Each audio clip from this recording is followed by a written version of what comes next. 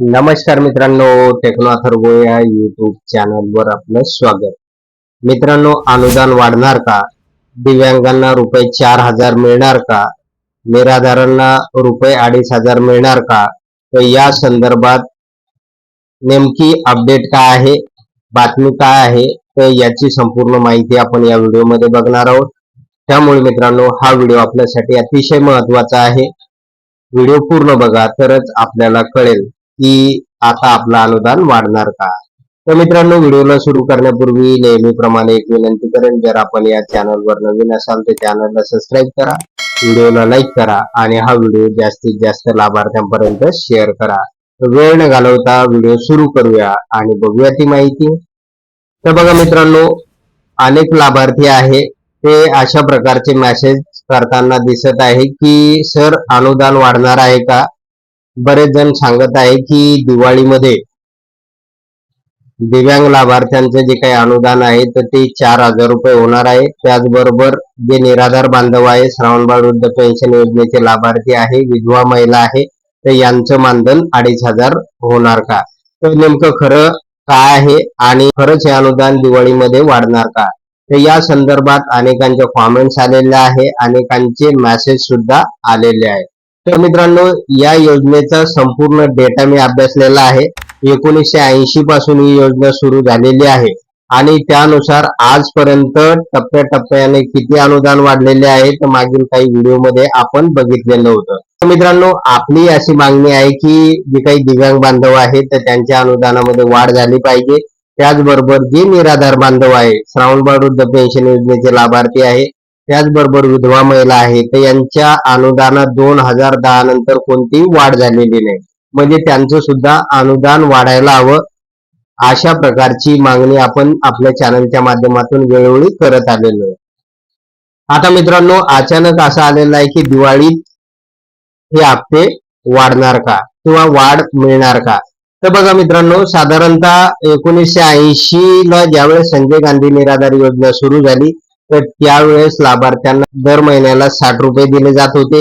त्यानंतरच्या काळामध्ये टप्प्याटप्प्याने वाढ होत जाऊन 2010 मध्ये 1,500 रुपयाचं अनुदान लाभार्थ्यांना मिळणे सुरू झालेलं होतं आणि 2004 पासून श्रावणबाळ वृद्ध पेन्शन योजना महाराष्ट्रात लागू झालेली होती. त्याही लाभार्थ्यांना 2010 पासून 1,500 रुपयाचं मानधन मिळणे सुरू झालेलं होतं. आणि त्यानंतर मित्रांनो, आपल्याला दिसून येईल की 2025 मध्ये, म्हणजे महायुतीनं आता जो काही मागे निर्णय घेतलेला होता की 2025 मध्ये दिव्यांग बांधवांचे जे काही अनुदान आहे तर ते वाढवलं होतं 1,000 रुपयाने आणि त्यानुसार अगोदर त्यांना 1,500 रुपये मिळत होते, त्याच्यामध्ये 1,000 रुपयाची वाढ करण्यात आली आणि आता सध्या त्यांना 2,500 रुपयाचे दर महिन्याला मानधन दिले जाते. परंतु मित्रांनो, 2025 मध्ये जी काही निराधार बांधवांच्या हप्त्यामध्ये वाढ व्हायला पाहिजे होती त्याच्यावर कोणताही निर्णय झालेला नाही. खरं पाहिलं तर निराधार बांधव, श्रावणबाळ वृद्ध पेन्शन योजनेचे लाभार्थी आणि विधवा महिला यांची जी संख्या आहे 45 लाख लाभार्थी महाराष्ट्रामध्ये आहे आणि त्यांची वोट बँक सुद्धा खूप मोठी आहे. त्यामुळे त्यांचं सुद्धा मानधन वाढणे अपेक्षित होतं दिव्यांग बांधवांच्या सोबत, परंतु शासनाने तसं केलं नाही. दिव्यांग बांधवांचं मानधन वाढवलं, ही सुद्धा एक चांगली गोष्ट झाली. दिव्यांग बांधवांना सुद्धा गरज आहे मानधन वाढीची, त्यामुळे त्यांचं मानधन वाढून 2,500 झालं. मात्र निराधार बांधवांना कोणतंही अनुदान वाढीव मिळालेलं नाही किंवा त्यांच्या अनुदानामध्ये वाढ झालेली नाही. आता मित्रांनो, बरेच जण सांगत आहे की दिवाळीमध्ये अनुदान वाढणार का आणि त्याचबरोबर जे दिव्यांग बांधव आहे तर त्यांचं अनुदान 4,000 होणार आणि जे काही निराधार बांधव आहे त्यांचं अनुदान 2,500 होणार. तर मित्रांनो, या ठिकाणी 1980 पासून आजपर्यंत जर आपण बघितलं तर त्या काळात जे काही शासनकर्ते महाराष्ट्रामध्ये आलेले आहे आणि केंद्रामध्ये आलेले आहे त्यांनी 2च वेळेस हे अनुदान वाढवण्याचा प्रयत्न केलेला आहे.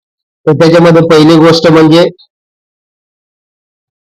की निवडणुकीच्या काळामध्ये अनुदान वाढीचं आश्वासन देऊन त्यानंतर अनुदानामध्ये वाढ झालेली आहे, नंबर 1. आणि दुसरं म्हणजे ज्यावेळेस बजेट सेशन असते तर बजेट सेशन मध्ये अनुदान वाढीचा मुद्दा मांडला जातो आणि त्यानुसार सुद्धा अनुदान वाढवलं जाते. म्हणजे या दोनच गोष्टी महत्वाच्या आहे. एक तर निवडणुका असणे आणि दुसरी गोष्ट म्हणजे बजेट सेशन असणे. आता ह्या दोन गोष्टी दिवाळीत आहे का याचा विचार आपल्याला करावा लागेल. आणि आपल्याला असं दिसून येईल की दिवाळीमध्ये साधारणतः नोव्हेंबरमध्ये दिवाळी आहे, नोव्हेंबरमध्ये कोणत्याही निवडणुका नाही, त्याचबरोबर नोव्हेंबरमध्ये कोणतंही बजेट नाही. त्यामुळे मला असं वाटत नाही की दिवाळीमध्ये या अनुदानामध्ये वाढ होऊ शकेल. परंतु मित्रांनो, आपल्यासाठी एक जमेची बाजू असू शकते. कारण साधारणतः 2027 म्हणजे फेब्रुवारी महिन्यामध्ये आपलं महाराष्ट्र शासनाचं बजेट असते. त्यामुळे फेब्रुवारी 2027 ला या अनुदानामध्ये वाढ होण्याची दाट शक्यता आहे. परंतु ते अनुदान वाढेलच असं नाही. जर महाराष्ट्रातील सगळ्या आमदार लोकांनी विधानसभेमध्ये हा प्रश्न उचलून धरला, विधान परिषदेमध्ये जर निराधार बांधवांचा प्रश्न उचलून धरला, दिव्यांग बांधवांच्या अनुदान वाढीचा प्रश्न उचलून धरला, तर त्यांच्या अनुदानामध्ये वाढ होऊ शकेल. परंतु ही गोष्ट एकदा होणार आहे, ती म्हणजे फेब्रुवारी 2027 ला. आणि जर लोकप्रतिनिधींनी हा प्रश्न लावून धरला नाही तर अनुदानामध्ये लवकर वाढ होणे अपेक्षित नाही. तर हा मुद्दा या ठिकाणी क्लिअर झालेला आहे की दिवाळीमध्ये कोणत्याही निवडणुका नाही किंवा कोणतेही बजेट नसल्यामुळे अनुदानामध्ये अपेक्षित वाढ होऊ शकण्याची कमी शक्यता आहे. तर मित्रांनो, सध्या जो काही युट्यूब असेल, फेसबुक असेल किंवा सोशल मीडियावर जो काही मेसेज पसरवला जात आहे किंवा अशा प्रकारचे व्हिडिओ येत आहे, तर मला वाटत नाही की यामध्ये काही तथ्य आहे. कारण मागे आपण 1980 पासून ते आतापर्यंत म्हणजे 2026 पर्यंत ही योजना ट्रॅक करत आलेलो आहे आणि कुठे कुठे अनुदानाची वाढ झालेली आहे तर ते पण अभ्यासत आलेलो आहे. आणि मला अपेक्षित आहे की जे लाभार्थ्यांची संख्या आहे या योजनेमध्ये प्रचंड आहे. निराधार बांधवांची 45 लाख संख्या आहे. त्याचबरोबर जे काही दिव्यांग बांधव आहे त्यांची 4.5 लाख संख्या आहे. त्यामुळे टोटल 50 लाख लाभार्थी म्हणजे निराधार योजना, श्रावणबाळ वृद्ध पेन्शन योजना, त्याचबरोबर विधवा महिला पेन्शन योजना आणि इतर दुर्धर आजाराने पीडित असलेले लाभार्थी, अशी टोटल जर संख्या बघितली तर 50 लाख लाभार्थी आहेत. आता अपेक्षित आहे की त्यांच्याही अनुदानामध्ये वाढ व्हावी. महागाई प्रचंड वाढलेली आहे आणि महागाई निर्देशांकानुसार आपणही महाराष्ट्र शासनाला विनंती करत आहोत की महाराष्ट्र शासनाने यांच्या अनुदानामध्ये तात्काळ वाढ करावी. परंतु मित्रांनो, अशी कोणतीही सध्या तरी चिन्हे दिसत नाही.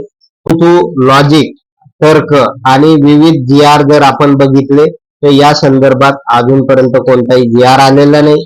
त्याचबरोबर मंत्रिमंडळाने या संदर्भात कोणताही निर्णय घेतला नाही. त्यामुळे सध्या तरी जे काही निराधार बांधव आहे, दिव्यांग बांधव आहे, तर यांच्या अनुदानामध्ये वाढ झालेली नाही किंवा दिवाळीमध्ये वाढ होण्याची शक्यता कमी दिसत आहे. तरी पण मित्रांनो, आपल्या चॅनलच्या वतीनं आपण नेहमीच मागणी करत आहोत की जे दिव्यांग बांधव आहे, निराधार बांधव आहे, तर त्यांची जे काही हप्ते आहे वाढत्या महागाई निर्देशांकानुसार त्याच्यामध्ये वाढ करावी, ही परत एकदा महाराष्ट्र शासनाला विनंती. आणि मित्रांनो, आपल्या चॅनलवर आपण नेहमीच स्पष्ट, खरी आणि सत्य बाजू मांडत असतो. त्यामुळे जर आपणास हा व्हिडिओ आवडला असेल तर व्हिडिओला लाईक करा, चॅनलला सबस्क्राईब करा आणि जे काही अनुदान वाढीची बातमी येईल किंवा वास्तव परिस्थिती असेल, सत्य परिस्थिती असेल, जी-आर असेल तर तो निश्चित आपल्या चॅनलवर सगळ्यात अगोदर दाखवला जाईल. धन्यवाद मित्रांनो.